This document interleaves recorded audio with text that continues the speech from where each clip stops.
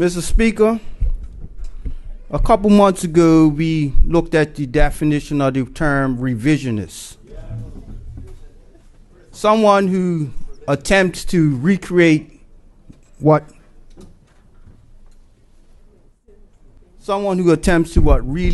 recreate what happened years ago and spin it into their definition of what's happening now.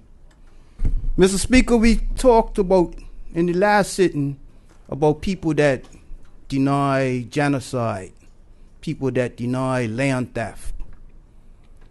And the conclusion, Mr. Speaker, at least what I came to, is someone who does that, they have very little credibility, Mr. Speaker. Very little credibility.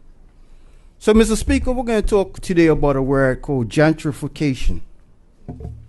And the definition is defined as a process in which poor areas experience an influx of middle or wealthy individuals who renovate and rebuild homes and businesses, often resulting in increased property values and the displacement of other residents. Gentrification, Mr. Speaker. Mr. Speaker, we heard, well, some heard or read, an individual saying the solution to the cost of living is to bring in more people. The solution to the cost of living is to give away Bermudian status. Mr. Speaker, there's not one island that the population has increased, that life has got cheaper for the residents. Not one island. Even if the volume of groceries come in a little more, and maybe you'll get that watermelon for $11 now.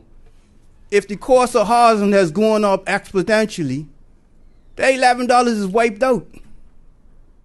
So when people stand on their feet or get in front of the media and say the solution to the cost of living is to bring in more people or give away Bermuda status, we have to call it for what it is, lack of credibility. Because they cannot show one iota of evidence where populations have gone up and the cost of living has gone down.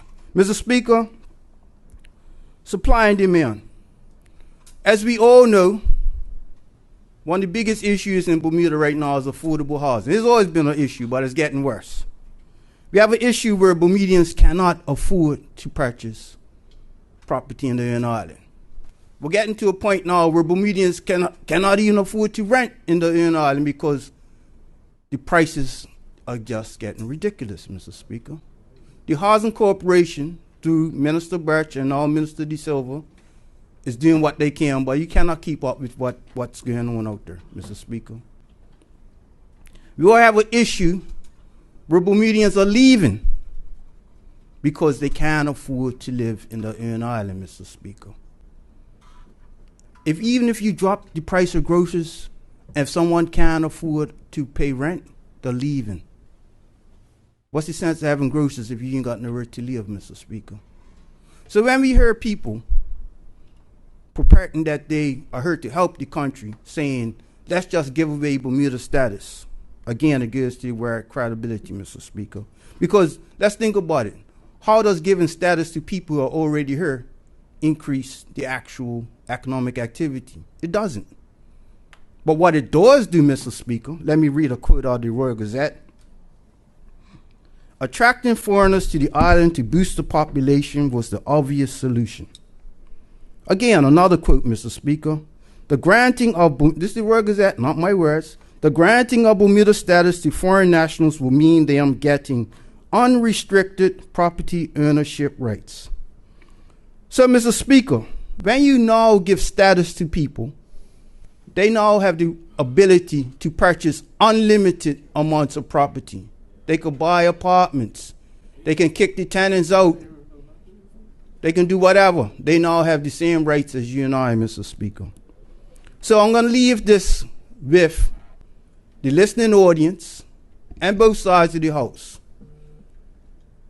I want to show of hands that anyone who believes by granting status to foreigners is going to lower the cost of living. Anyone? Anyone? No one? I want to ask a show of hands. there anyone in this house who believes that by granting status to foreigners, it's going to lower the cost of housing? Is it going to help Bermudians? Anyone? No one? So, Mr. Speaker, as we continue this dialogue of definitions, revisionists, genocide, and gentrification, let us remember someone who says these things has no credibility. Thank you, Mr. Speaker.